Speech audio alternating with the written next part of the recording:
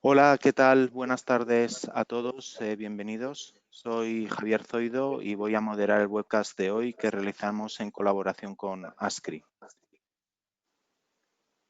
Antes de comenzar, y para que todo el mundo esté al tanto, este webcast está siendo grabado y proporcionaremos a todos los asistentes la grabación en el próximo par de días.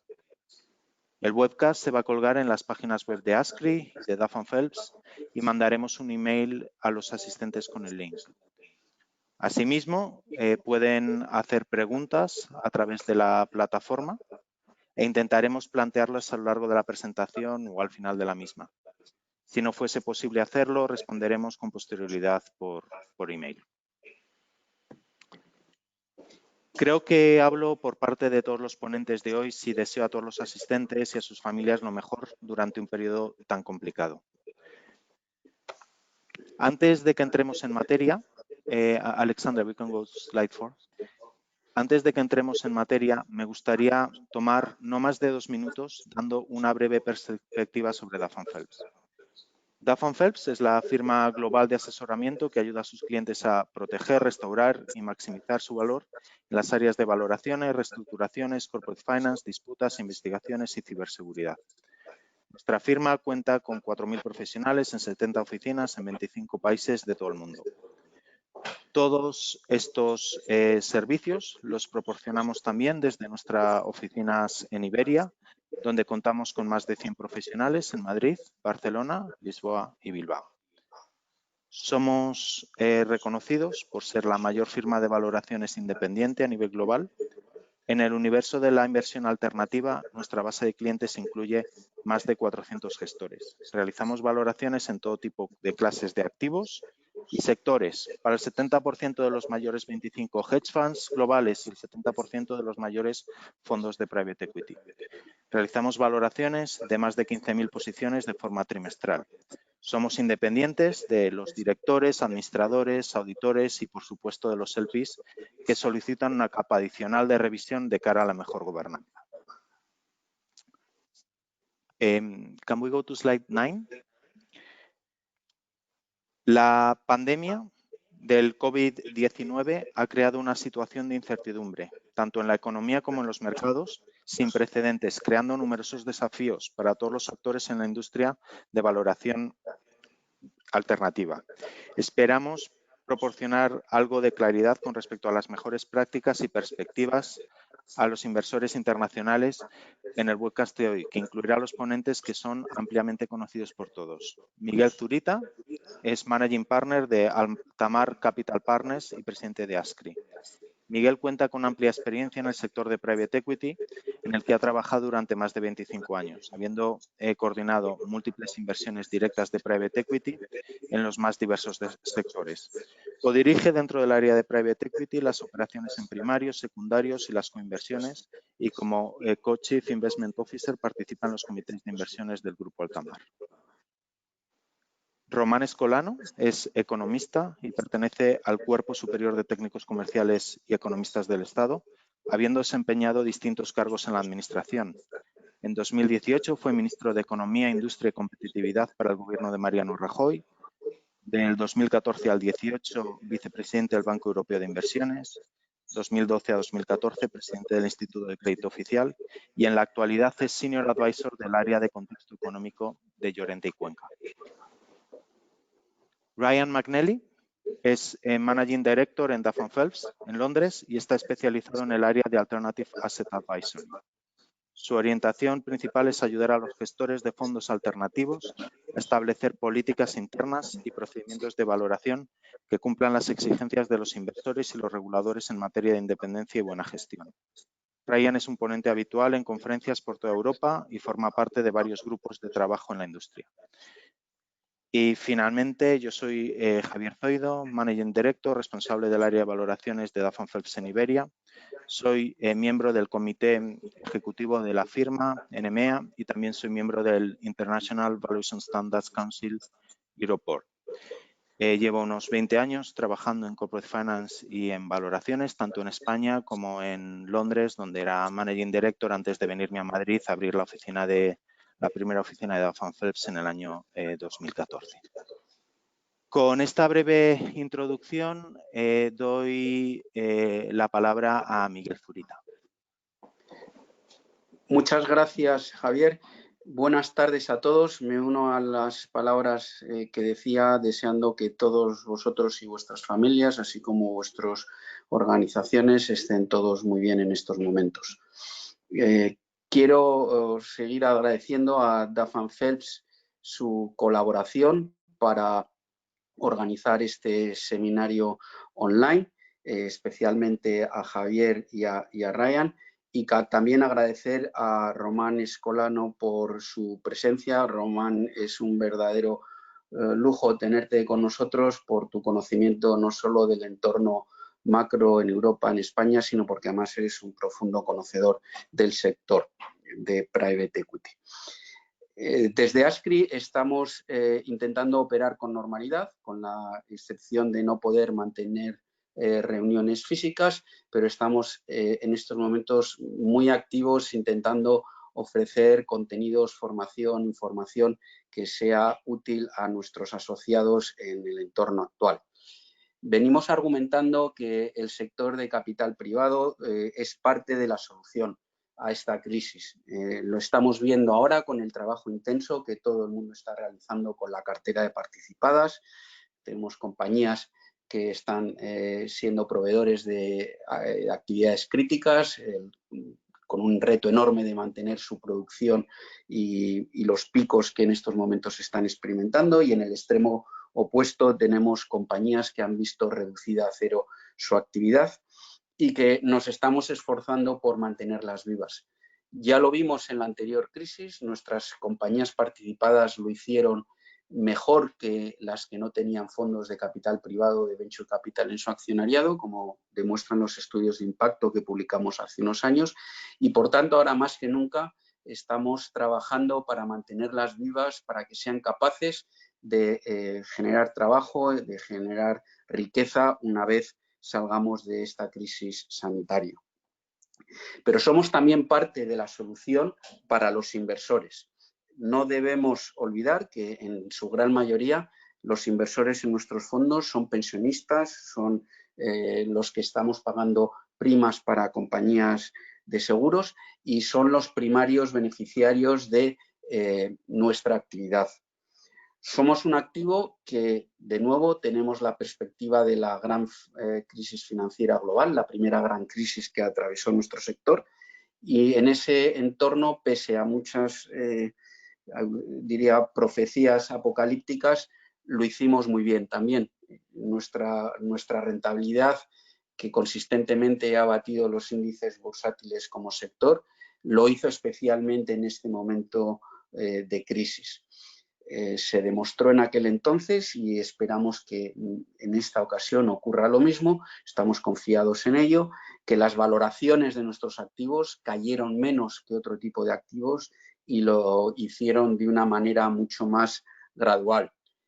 Creemos que es enormemente oportuno el contar con los expertos de hoy para poder explicar esto, y cuando nos enfrentamos a las valoraciones ya del primer trimestre del año 2020 podamos demostrar cómo nuestras valoraciones responden a la realidad de un sector que puede reaccionar mejor ante esta crisis y no fruto de un mecanismo artificial derivado de la iliquidez de nuestros activos. Y sin más, le cedo la palabra a Javier. Estamos todos ansiosos por aprender y por ver cómo enfrentar el reto que supone también realizar estas valoraciones del primer y segundo trimestre de este año y cómo reflejar el impacto de esta crisis. Muchas gracias a todos. Te cedo la palabra, Javier. Sí, se la paso directamente a Román, que nos va a dar una perdóname. visión económica. Sin problemas. Román, cuando quieras.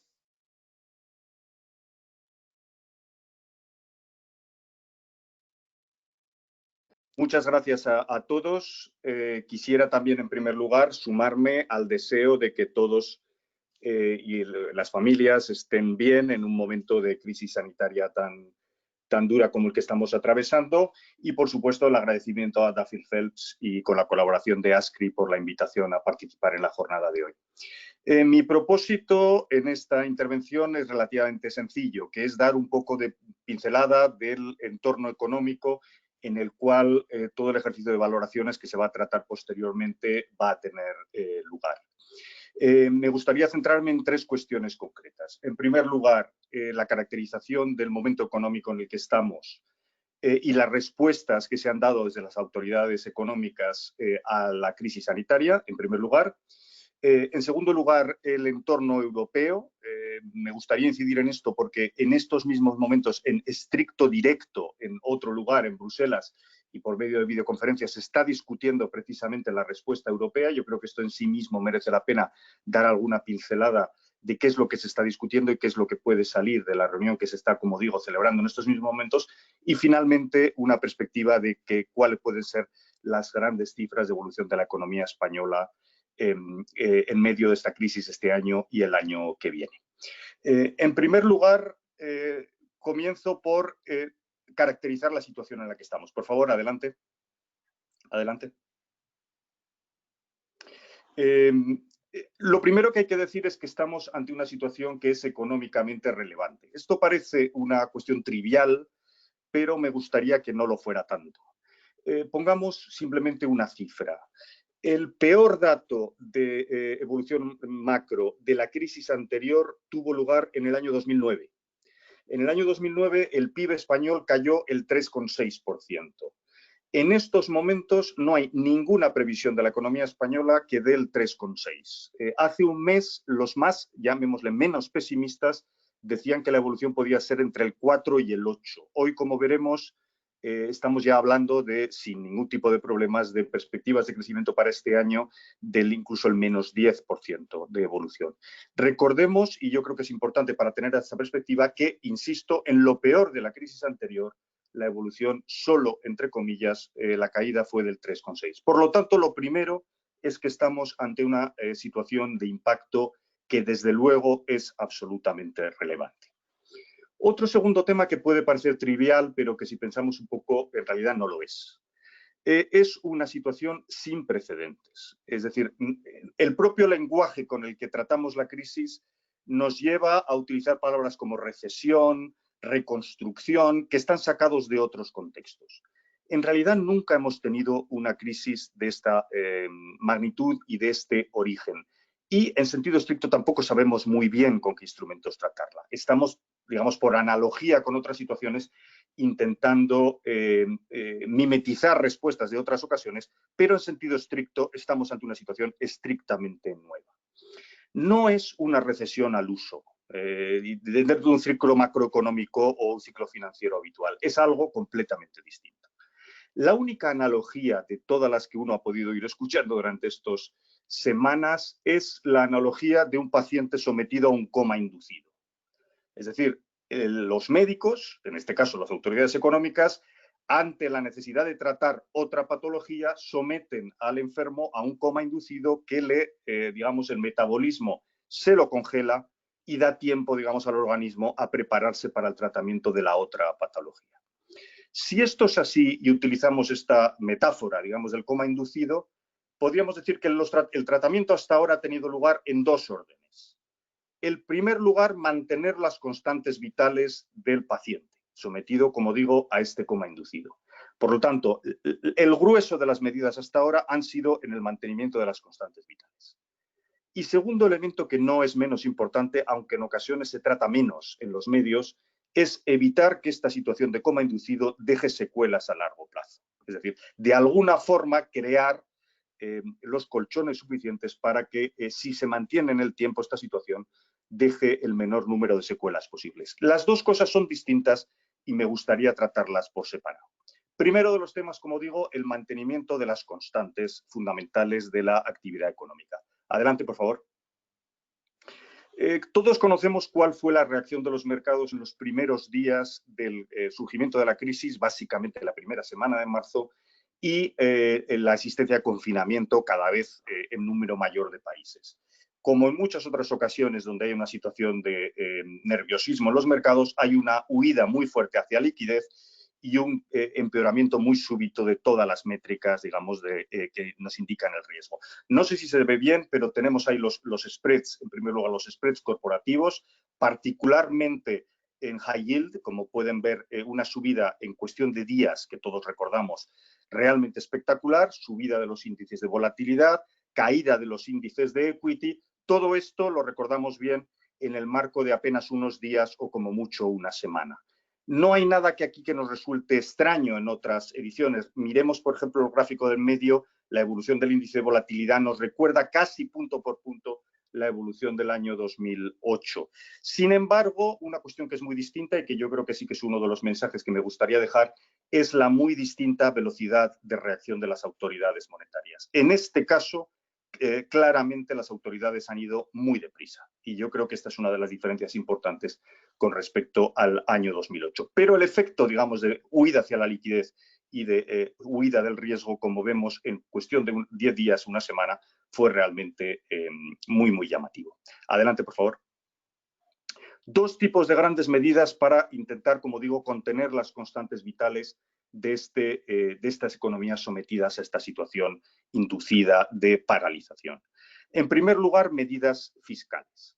Al desaparecer las interacciones entre individuos y la vida mercantil habitual, el único agente, el único jugador se convierte en los gobiernos. Los gobiernos son el creador de demanda en última instancia y han jugado, insisto, con bastante rapidez, este papel de una parte muy importante. Este es el conjunto de, según el Fiscal Monitor del Fondo Monetario, el conjunto básicamente de medidas de política fiscal que se ha tomado desde comienzos de marzo.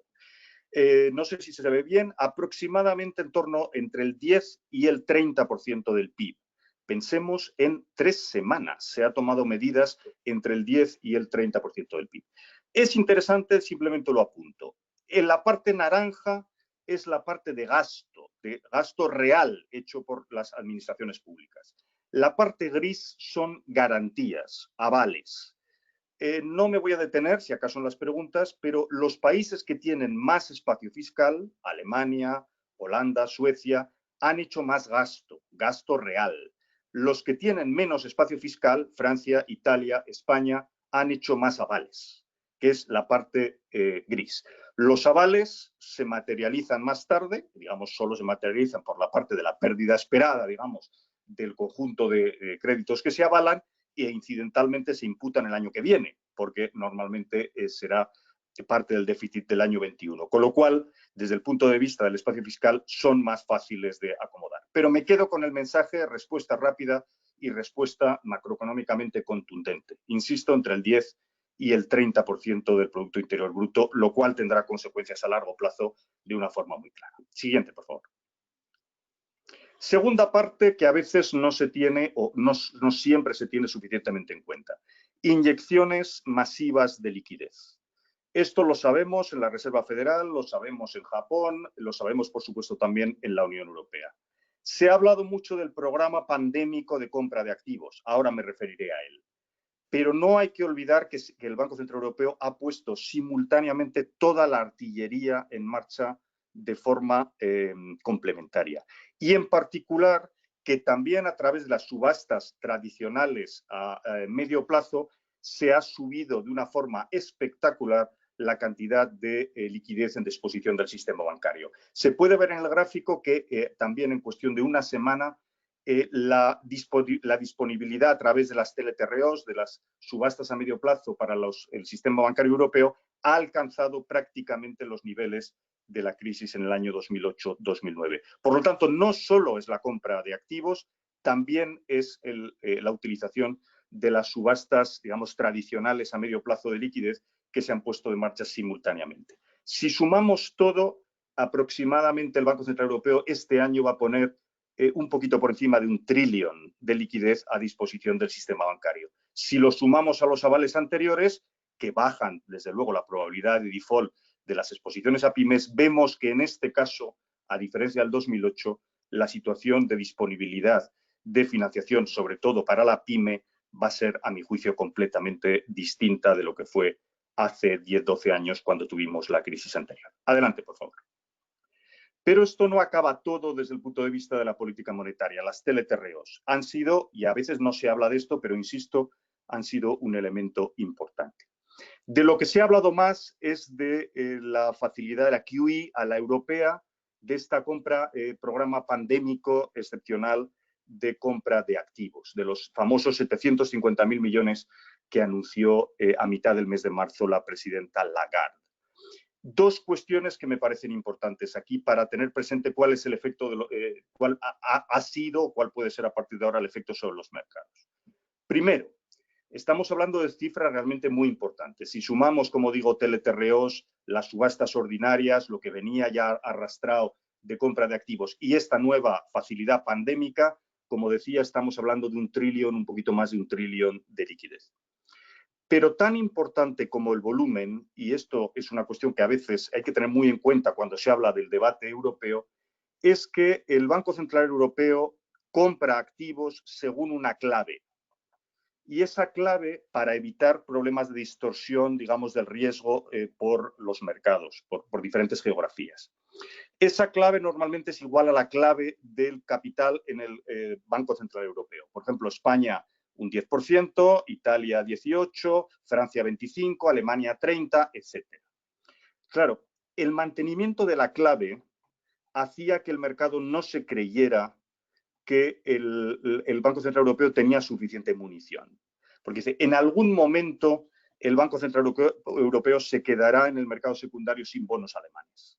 No hay suficiente liquidez y no va a poder mantener una compra tan larga durante tanto tiempo sin llegar en un momento a un tope si mantiene esta clave geográfica de distribución de las compras. Pues bien, el Banco Central Europeo, simultáneamente a anunciar los 750.000 millones, anunció dos cosas que han pasado desapercibidas, pero que a mi juicio son clave. La primera, que levanta cualquier clave de reparto de estas compras por geografías. Dicho de otra forma, si quiere, mañana puede comprar solo bonos italianos durante el tiempo que juzgue necesario. E insisto, si quiere hacerlo, lo puede hacer, lo cual, evidentemente, desde el punto de vista del mercado, es extraordinariamente potente. Y, en segundo lugar, otra restricción que es más técnica, no tiene que comprar un porcentaje de todas las emisiones, sino puede comprar toda una emisión entera. Con lo cual, en la práctica, no tiene ya restricciones a la capacidad del bazooka de disparar. Esto ha sido, a mi juicio, tan importante como el anuncio cuantitativo. Me detengo aquí para seguir adelante, si acaso podemos discutir más durante las preguntas. Otro tema particularmente importante y no siempre reflejado bien en los medios de comunicación es que no tanto el Banco Central como tal, pero sí el Mecanismo Único de Supervisión, básicamente ha suspendido todas las normas de... Atrás, por favor, todavía un momento. Ha suspendido todas las normas que tenían que entrar en vigor este año, ya sea Basilea IV, ya sea los stress test, la aplicación de los requisitos contables de IFRS 9 durante este año, etc. Esto, junto al guidance de eliminación de dividendos, que ha sido bastante contundente por parte de la EBA y del Mecanismo Único de Supervisión, se estima que ha podido liberar en torno a 200.000 millones de capital de la máxima calidad, digamos, en el sistema bancario. Capital que, por lo tanto, la banca puede apalancar.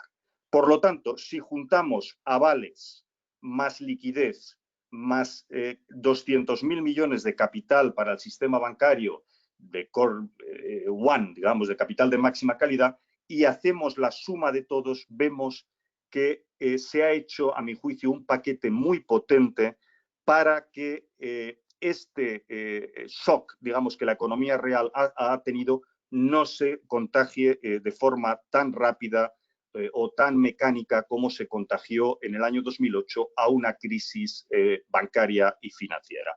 Estas tres medidas, liquidez, avales y liberación de capital, a mi juicio es un cortafuegos bastante potente para evitar secuelas o daños emergentes producidos por esta situación de crisis sanitaria en la economía real que mencionábamos anteriormente. Adelante, por favor. El conjunto de todos estos elementos, políticas fiscales, políticas de avales que pueden crear también un efecto sobre los déficits públicos, políticas monetarias, eliminación de dividendos, etcétera. Todo este paquete es lo que se ha intentado poner como cortafuegos, como digo, para evitar un contagio a medio plazo de esta crisis financiera. Sin embargo, hay un elemento que sin duda va a tener una variable macroeconómica donde se va a condensar el mayor efecto de toda la crisis que estamos viviendo, que es los déficits públicos. Probablemente se aislará o se intentará aislar lo máximo posible los balances bancarios, pero si hay un elemento que va a absorber el shock de una forma clara y donde el shock va a ser duradero, como digo, es en la evolución de las cuentas públicas. Este año y potencialmente los siguientes vamos a tener una evolución realmente histórica en los déficits públicos. Esto es las estimaciones de déficit público para este año 2020 que acaba de publicar el Fondo Monetario en el Fiscal Monitor, que hizo público la semana pasada y que tuvo bastante eco en los medios de comunicación. En Estados Unidos, no sé si se ve bien, la previsión del déficit este año es del 15%. ¿Han oído ustedes bien? 15%. En el caso de los países europeos, que ya veníamos en algunos casos de una evolución relativamente alta en algún país como Francia o como España al déficit público, estamos hablando de una previsión del déficit en torno al 10% del Producto Interior Bruto. El déficit, por construcción de todo lo que hemos dicho hasta ahora, va a ser la variable que en definitiva acomode el impacto que estamos sufriendo sobre la economía real y es una de las variables que va a tener más relevancia en el medio y largo plazo desde el punto de vista macroeconómico. ¿Dónde está el problema? El problema es que en aquellas áreas donde el soberano está, digamos, protegido, si queremos llamarlo así, de forma más clara por un prestamista de última instancia, por ejemplo, en Estados Unidos, por ejemplo, en Japón, por ejemplo, en otros países, digamos, grandes, Australia, el Reino Unido. Esto es una situación que hemos visto anteriormente. Grandes déficits, lo hemos visto durante las guerras mundiales, por ejemplo. Grandes déficits, monetización muy amplia de las posiciones fiscales, etc. Ahora, ¿cuál es el problema en la eurozona? Y ahora es donde entro el segundo tema que quería hablar, de por qué estamos hablando en estos días de un problema singular de la eurozona. Porque, claro, evidentemente, ya sea porque el tratado lo dice, el Tratado de la Unión Europea, ya sea porque la Unión Europea la eurozona es una construcción sui generis, en la Unión Europea, en la eurozona, no existe stricto sensu un prestamista de última instancia. Y por lo tanto, el debate de cómo acomodar un crecimiento tan brutal en los déficits públicos se transforma en un debate, como ya pasó en la crisis griega, sobre la propia arquitectura institucional de la eurozona. Siguiente. De esta evolución, por lo tanto, y de este uso, adelante, por favor, de este uso de los déficits públicos como instrumento por excelencia, es por lo que la eurozona ha empezado otra vez a emitir señales, digamos, parpadeantes de problemas de construcción en su arquitectura y por eso estamos hablando de un problema singular y una solución singular europea y no la estamos hablando en Estados Unidos o en Japón, como estamos diciendo. Si las respuestas fiscales son nacionales, o sea, si el absorbente, el buffer por excelencia del impacto de la crisis es el presupuesto de cada uno de los 19 Estados miembros, es evidente que se produce un fenómeno de fragmentación de la zona euro porque no todos los estados tienen la misma capacidad, incluso aunque el shock fuera estricta y perfectamente simétrico. Aquellos países con más espacio fiscal acomodarían mejor el efecto del shock, aquellos países como Italia, como España, que tienen menos espacio fiscal, acomodan peor. El efecto macroeconómico es distinto y llegado el caso puede haber un efecto muy serio de distorsión del mercado interior, como, insisto, ya hemos tenido en otros momentos del pasado.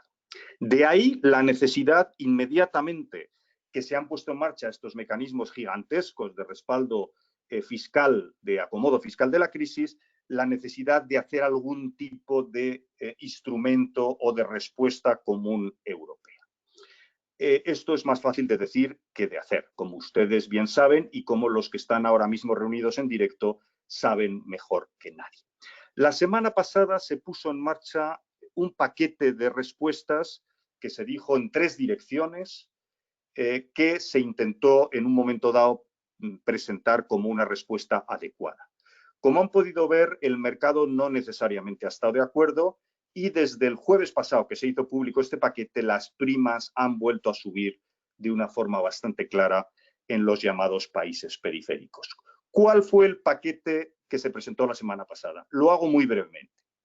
En primer lugar, un paquete de reacción por parte de mi antigua casa del Banco Europeo de Inversiones.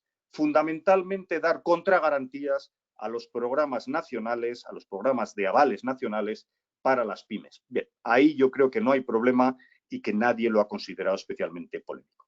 Segundo, una cosa llamada SURE, que es un mecanismo de transferencias, perdón, de préstamos para dar liquidez a los mecanismos europeos de protección a los ERTES, digamos, a las soluciones ad hoc para acomodo del crecimiento del desempleo. Tampoco ha presentado especial polémica y no creo que ninguno de ustedes haya oído hablar mucho de esto porque es un tema que ha entrado bien y no hay problemas. El uso del MEDE, el Mecanismo Europeo de Estabilidad. Esto es mucho más polémico. Este es el mecanismo que se crea, si ustedes conocen, a través de la crisis griega para afrontar los llamados rescates de los diferentes países. Aquí lo que se está planteando es el uso de una línea que no es la línea de rescate, que es una línea ex post y sujeta a todo tipo de condicionalidad, sino una línea ex ante, sujeta a muy poca condicionalidad. En el nombre técnico esto se llama línea precautoria, o el nombre ECCL, que se llama Exceptional Contingency Credit Line. Esta línea sería una línea que nunca se ha usado hasta ahora y se pondría a disposición de los 19 países de la zona euro, sujeta a muy poquita condicionalidad. Esto es lo que se acordó en la semana pasada. ¿Por qué al mercado no le ha gustado esta respuesta europea? Bueno, en buena medida porque si me han seguido hasta ahora, los 3 elementos, ya sea BEI, ya sea SURE y ya sea el MEDE, son préstamos. Es decir, al Estado que tiene necesidades fiscales se le presta dinero. No se le da el dinero, sino se le presta. Esto lo que quiere decir es que las necesidades de financiación del Estado siguen siendo las mismas. Lo que pasa es que en vez de financiarse en el mercado, se financia a través de organismos oficiales. Los organismos oficiales normalmente son más baratos. No, estos son o AAA o AA+, o lo que sea. Pero en estos momentos el coste de financiación no es el issue como lo era hace 10 años, porque ya gracias al PEP, gracias al Banco Central Europeo, la financiación es barata. ¿Dónde está la ventaja entonces de utilizar estos mecanismos y particularmente la línea contingente del MEDE? Bueno, pues probablemente no hay tanta ventaja ahora como la había hace 10 años cuando la crisis griega o la crisis posterior de Irlanda, Portugal, que todos recordamos perfectamente. De ahí que el mercado no haya percibido que esto era una solución tan sólida o tan definitiva a la crisis como se podía esperar. Porque, en definitiva, no mejora la situación de los presupuestos, sino simplemente cambia un prestamista privado en el mercado, que ahora es muy barato, por otro prestamista oficial. Con el añadido de que estos prestamistas además son senior, por construcción tienen tratamiento, digamos, de prestamista preferente, con lo cual, en cierta medida, subordinan a los prestamistas privados y puede dar lugar, incluso en determinadas situaciones, a una cierta reacción adversa por parte de los mercados. Lo que se ha planteado, por lo tanto, o se está planteando, todo esto en tiempo real absolutamente, es cambiar la filosofía y no hacer una respuesta con base en préstamos, por muy baratos que sean, sino en base a transferencias presupuestarias. Y esto es lo que se está discutiendo en estos mismos momentos. Varios países, Francia, Italia, España, sobre todo Francia y España, y la Comisión Europea, han propuesto la creación de un fondo presupuestario de 1,5 trillones de dinero presupuestario que se transferiría a los países de la Unión Europea según el impacto, digamos, auditado que cada uno ha tenido del efecto de la crisis del COVID-19. Este dinero sería finalista, no sería, por lo tanto, un préstamo, no habría que devolverlo y lo que se endeudaría sería el propio vehículo paneuropeo emitiendo, por ejemplo, se ha propuesto deuda perpetua, por lo cual no tendría que preocuparse a corto plazo y a medida que el PIB fuera creciendo se podría plantear simplemente el acomodo de la carga de intereses. Esto sería un cambio copernicano en el tratamiento de la situación porque pasaría de solucionarlo mediante deuda a solucionarlo mediante transferencias presupuestarias que para el país, por ejemplo España, le reducirían el déficit, por lo tanto sería un ingreso desde Bruselas al presupuesto español. Cambio copernicano, por lo tanto, que se está discutiendo en estos mismos momentos. Aquí lo dejo, ya tendremos ocasión más adelante si hay preguntas de ver. Y termino simplemente haciendo un apunte de cuál puede ser el efecto de todo esto para España. Van a hablar ustedes de valoraciones. Yo creo que es interesante saber cómo puede este enorme shock afectar en el corto plazo la evolución de la economía española. Adelante. El Banco de España acaba de publicar en un informe monográfico sobre los efectos del COVID-19 lo que para mí es la mejor estimación de cuál puede ser el impacto macroeconómico de la economía española. 3 escenarios posibles, los cuales están sometidos, como es evidente, a un margen absolutamente sin precedentes de incertidumbre. Primero, que la crisis termine básicamente con el fin del confinamiento en un par de semanas. Y por lo tanto, a partir del tercer trimestre, la economía española en particular vuelva a una situación de normalidad. Segundo, que el tercer trimestre, que en España es el trimestre turístico por excelencia, sea un trimestre especialmente malo y que la recuperación solo se produzca, por lo tanto, en el cuarto trimestre. Por lo tanto, tendríamos 3 trimestres prácticamente perdidos en la economía española. Y tercer escenario, escenario 3, que los 4 trimestres de la economía española sean trimestres perdidos y que la economía española realmente no se recupere hasta entrado el año 2021.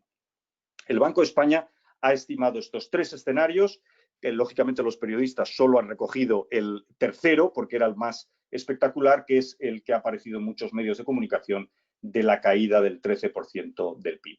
Resumiendo mucho, estaríamos en una situación en la cual en el escenario central tendríamos una caída del 9,5 o 10% en números redondos del PIB durante este año. Como vemos, unas 3 veces más grande que la que fue en el año 2009. En este escenario número 3 tendríamos una caída, como hemos dicho, del 13%.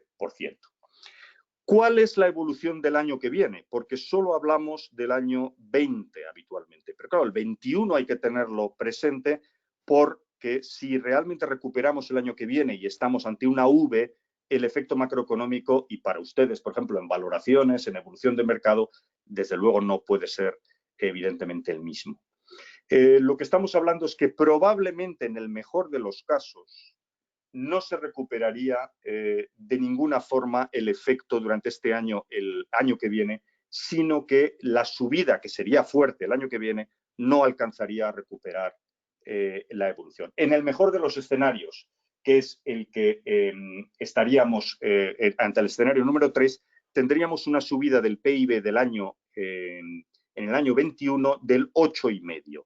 8,5% frente a un 13%, es decir, que tendríamos una caída neta aproximadamente de unos 6 puntos del PIB. Si tenemos en cuenta que el PIB este año iba a crecer un 1 y pico y el año que viene un 1 y pico, y ese 3% también se pierde, que no hay que olvidarlo, estaríamos hablando que a finales del año 2021 el PIB español sería un 9% más bajo en términos reales de lo que hubiera sido sin la crisis del COVID. Por lo tanto, y con eso termino, estamos ante una crisis de un efecto, una crisis sin precedentes, de un efecto macroeconómico realmente importante, donde como elemento positivo podemos, yo creo, destacar favorablemente que está habiendo una respuesta muy rápida de las autoridades fiscales y monetarias, pero un impacto que puede prolongarse en el tiempo de una forma importante y que en el mejor de los escenarios nos va a dejar una economía que esté claramente unos cuantos puntos por debajo de lo que hubiera sido su senda de crecimiento.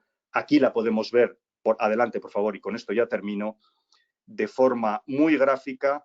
No estaríamos, por lo tanto, ante una U, no estaríamos ante una V, estaríamos más bien ante una especie de raíz cuadrada. Es decir, una vuelta a la normalidad durante el año 2022, el crecimiento tendencial, pero claramente con un efecto duradero que serían parte de las secuelas de esta situación que arrastraremos todavía durante un tiempo.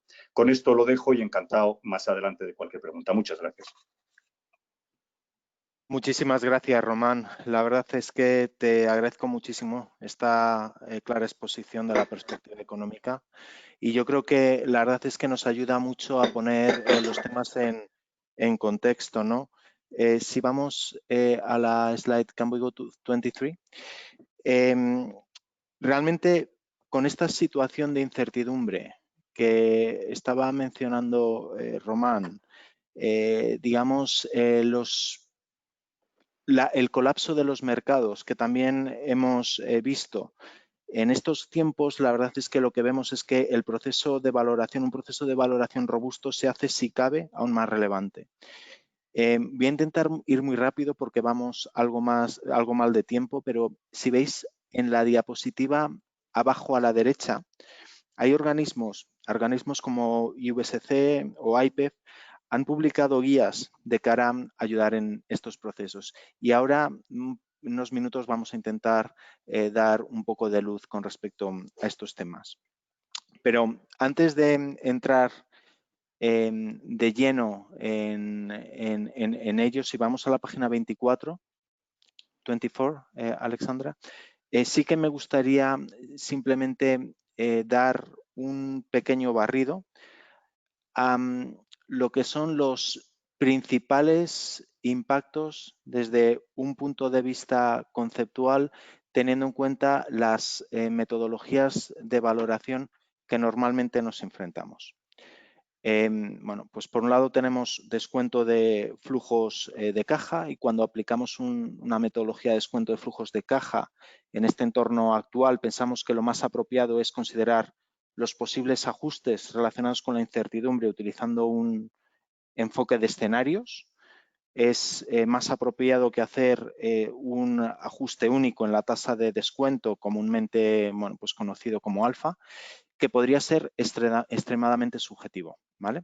Dicho eso, hay situaciones en que esto podría no ser posible, situaciones en las cuales se cuenta solo con proyecciones pre-COVID-19 y en este caso, bueno, pues habría que hacer este ajuste, este alfa, pero bueno, no es la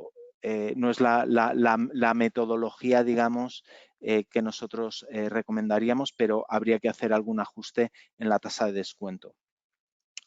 Independientemente y de forma adicional a las alfas, y me gustaría estresar esto, es adicional a las alfas, porque estas alfas reflejan riesgos específicos de consecución de los flujos, consideramos pertinente un incremento en la prima de riesgo de mercado, ¿vale? Esto es algo que, bueno, pues Duff & Phelps emite guías a nivel global y, bueno, pues hemos emitido una recomendación de forma reciente de cara a, bueno, pues un incremento en nuestra prima de riesgo de mercado que siempre hay que tener en conjunción, bueno, pues en este caso también con una tasa libre de riesgo normalizada, ¿vale?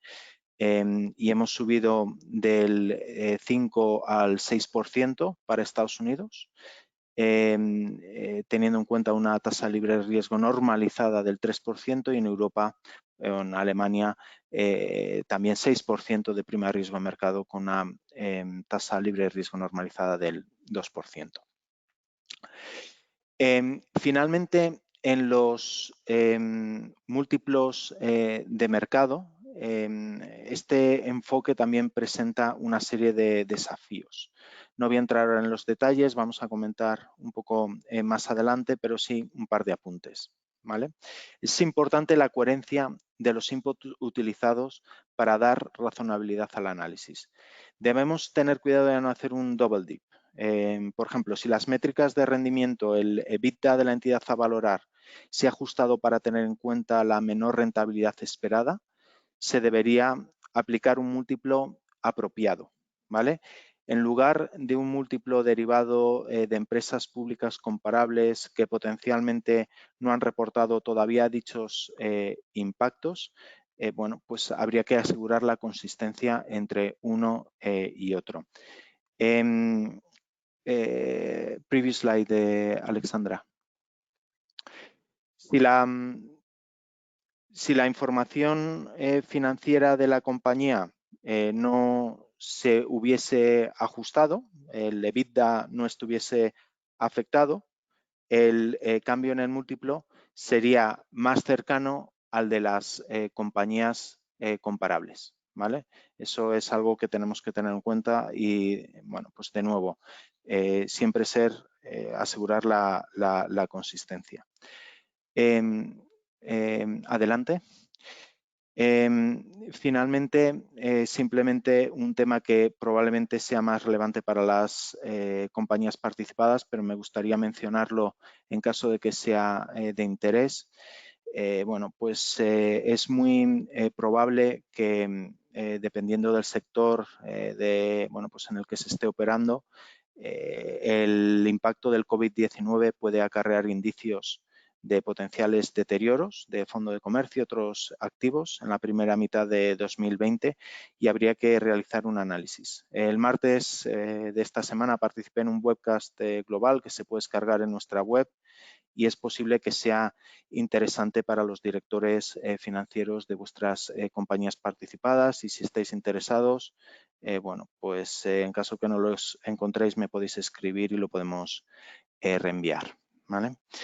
Y bueno, si vamos adelante, con esto voy a cambiar de idioma porque me gustaría introducir a mi colega Ryan McNally.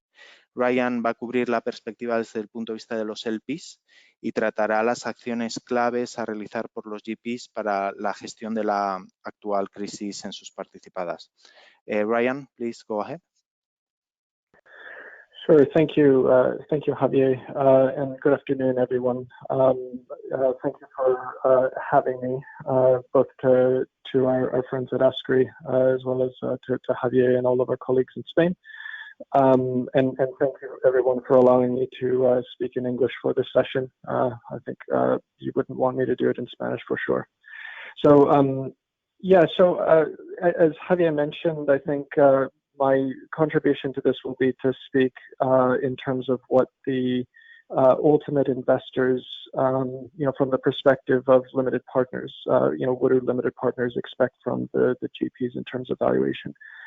Just to give everybody a bit of background in terms of where we are coming from and what our observations come from. I'm heading our portfolio evaluation practice across Europe, as Javier mentioned. Within that practice, we work for about 125 GPs who manage about 250 funds and thousands of underlying investments across Europe and across a variety of different fund types. So that includes private equity, private credit, and private direct lending, real estate, venture capital, infrastructure, and all other sectors. So when you think about the different sectors that we observe, some are doing quite well. For example, telecom and software are faring pretty well in the current environment. Many sectors are doing poorly. Obviously, travel and leisure, restaurants, hotels, things like that. And some sectors are quite mixed. Healthcare, for example, you would think, or as you would expect, some sectors in healthcare are doing quite well. Others that are non-essential, like dentistry and other areas, are not quite doing as well. All of the work we do in the investment fund space is done for the ultimate benefit of limited partners. We're talking about the quarterly NAV production for limited partners to demonstrate top-tier independence and governance of the valuation function of investment funds. So if we think about it conceptually, the NAV is the primary way that GPs, that private equity firms communicate with their LPs. Obviously, every GP will have a particular narrative about the performance of their fund, but ultimately what LPs really care about is the NAV. That is the primary source for evaluating the performance of not just the fund, the individual fund in question, but also of their allocation to private equity as a sector, and in particular in comparison with other allocations that the LPs may be making to other asset classes. Q1 is probably the most pivotal quarter since 2008 for many GPs, and valuation has risen to the top of the agenda for most LPs, or for most GPs and LPs this quarter, unlike most prior quarters. If you could go to the next slide.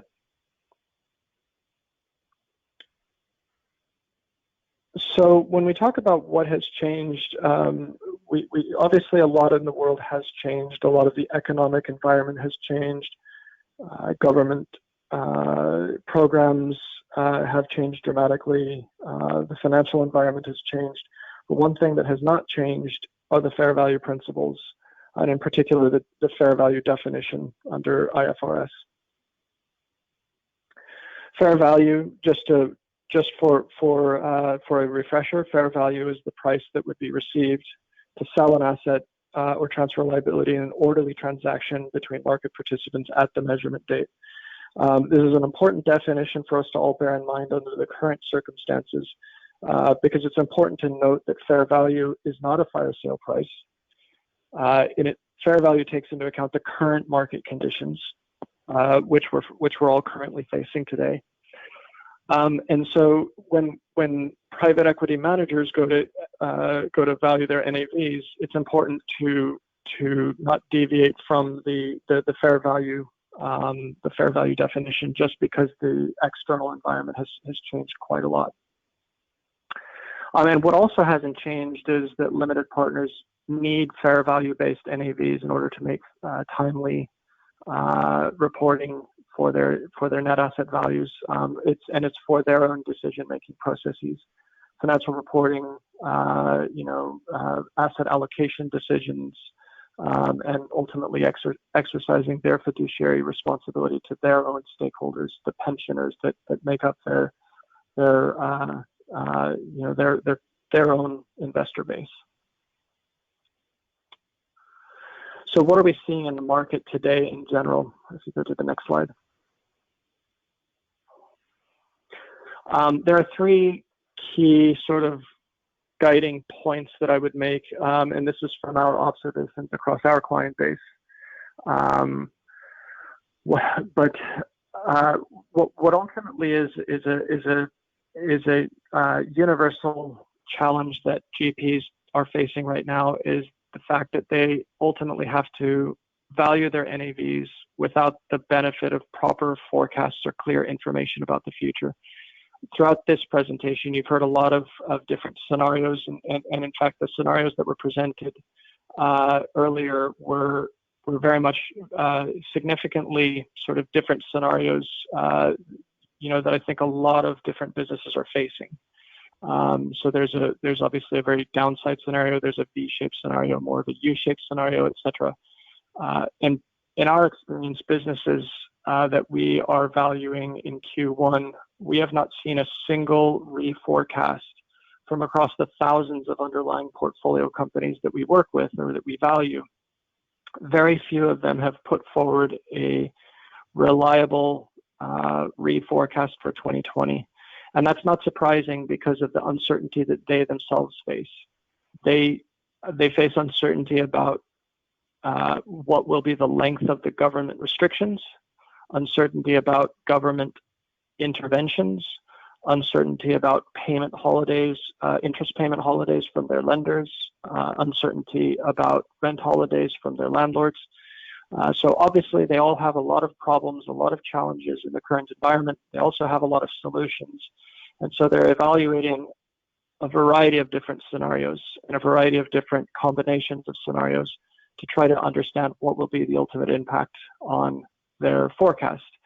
But the fact that the underlying portfolio companies are struggling to put together reliable forecasts doesn't mean that the GP doesn't have to value the portfolio. So inevitably, private equity managers will have to put a number in their NAV without the benefit of properly updated 2020 reforecasts. The other thing that we're seeing a lot of is that private equity firms who are normally focused on value creation are pivoting their focus to value preservation, at least for the moment.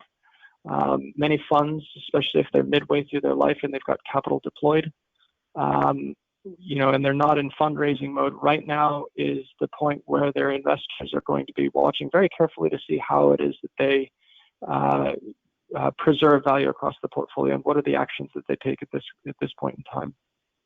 And from our observation, at least for the moment, private equity does seem to be committed to supporting the businesses that they own, even those that are in a great state of peril. I think there remains a lot of optimism about the ability of businesses to survive the current crisis and avoid bankruptcies and things like that. And it's interesting. One side note that I would point out: we recently ran a survey across the private equity industry to understand what people's views were on the performance of private equity firms from an ESG perspective. And across the industry, what we found interesting was approximately 70% of industry participants believe that private equity firms are doing right by their employees, even in instances where it's not in their financial interests to do so. That is the case as we have this call today in mid-April. We'll see how that plays out throughout the course of the year as things get tighter and liquidity concerns increase as businesses continue to suffer. What else are we seeing at the moment? Fundraising largely has been suspended across the clients that we work with. Nobody is really raising capital at the moment, but funds have not yet been canceled. There is a lot of optimism about the fundraising market in the second half of the year. There are some concerns about LPs defaulting on capital calls. There have been one or two that have been reported in the press, but by and large, liquidity at the LPs has remained stable for the moment, and those fears haven't materialized to any large extent. Over the years, private equity has been criticized for its role in greater society and whether it's actually good for the wider society. But I think it's fair to say that private equity backed businesses are extremely well positioned in the current environment relative to non-private equity backed businesses. And my personal view is that right now is a great time for private equity to prove its worth to society. And so far, private equity has been living up to its promise. When we think about the practical considerations, if we go to the next slide, the practical considerations that we're facing when we value private equity investments, and we'll also talk about private debt as well. As I mentioned earlier, private equity managers are in general dealing with very imperfect forecast information for the underlying portfolio companies. But it is fair to say that Q1 is a unique quarter. It's unlike Q4, and it's unlike what Q2 will be. My expectation would be that in Q2, the world may be still struggling both with the healthcare crisis as well as an economic crisis. But what will change by Q2 is transparency about the future.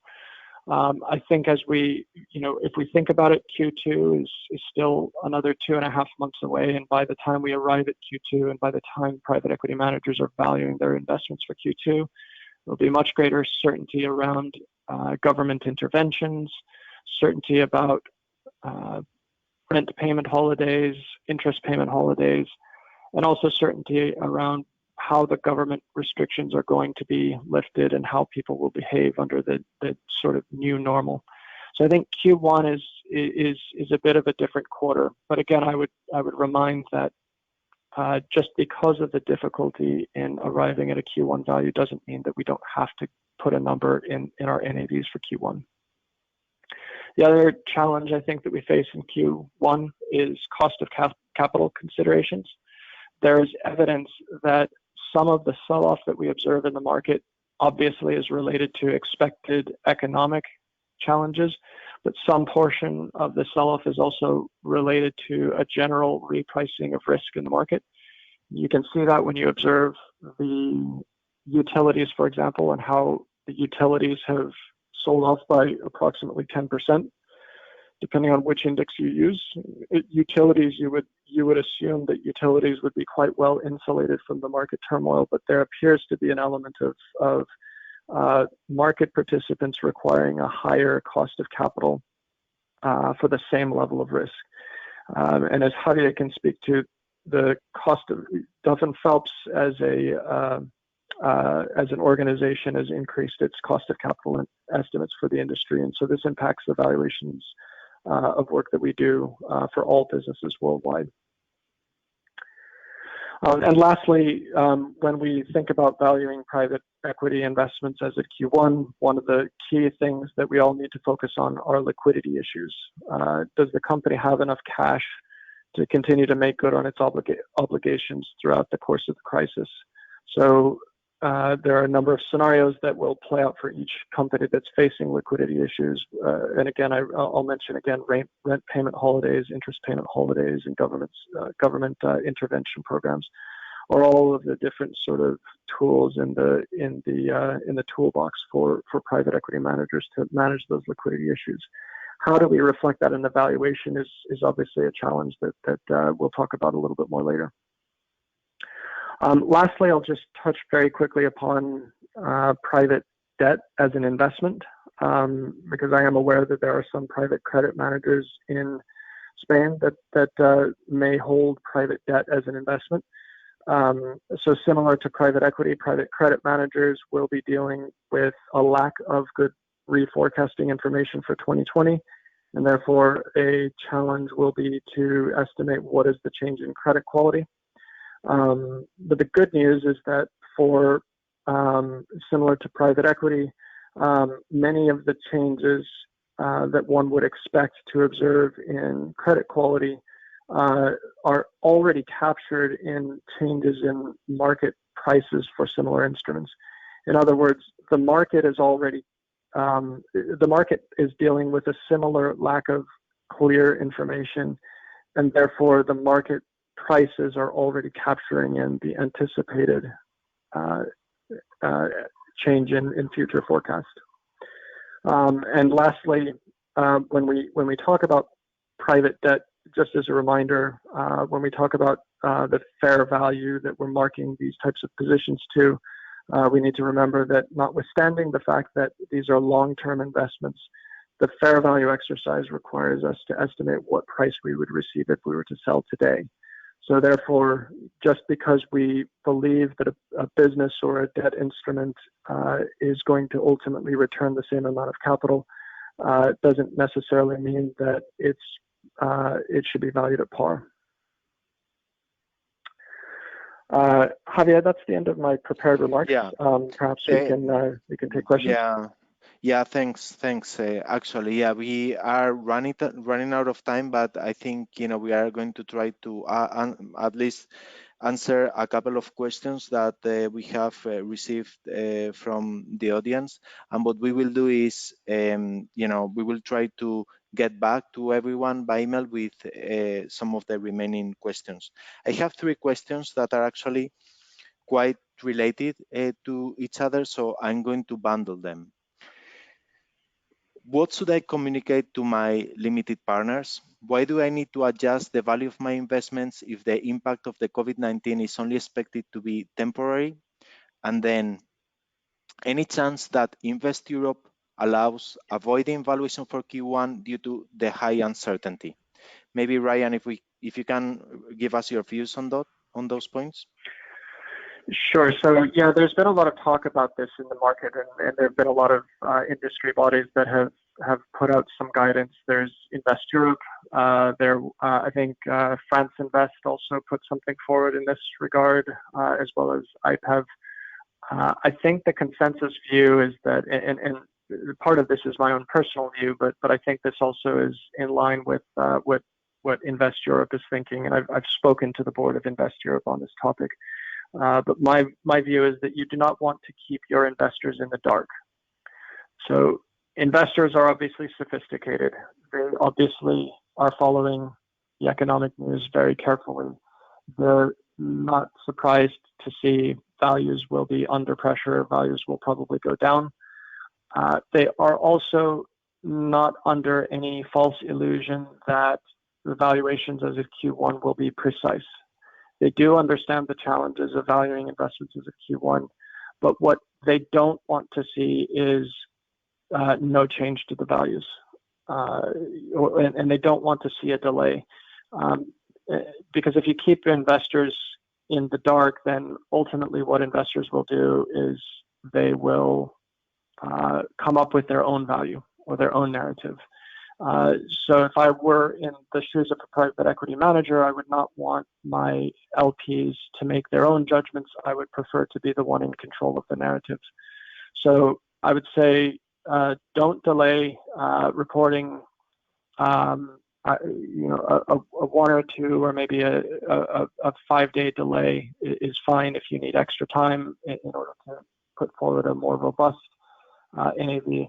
But I would keep the lines of communications with your LPs as open as possible, because ultimately they've got a lot of other decisions that they need to make on the basis of Q1 NAVs.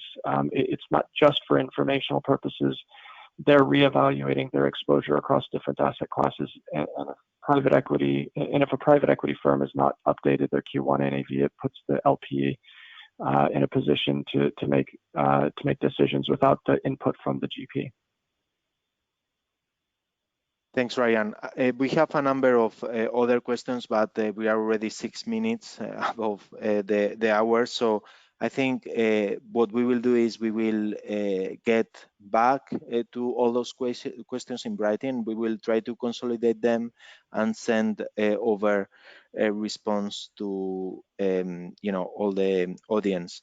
So with this, well, thank you, Ryan. Muchísimas gracias a todos los ponentes, muchísimas gracias a Miguel, muchísimas gracias a Román, muchísimas gracias a Askri, ¿vale? Os mandaremos un email donde, bueno, pues tendréis el link, estarán las diapositivas. Y bueno, pues en cualquier caso, si hay algún tipo de pregunta adicional, están también mis datos de contacto, los de Ryan, y encantados de, bueno, pues tener una conversación al respecto. Así que muchísimas gracias a todos, hasta pronto y bueno, pues muchísima suerte a todo el mundo. Muchísimas gracias a todos y efectivamente, cuidaros mucho.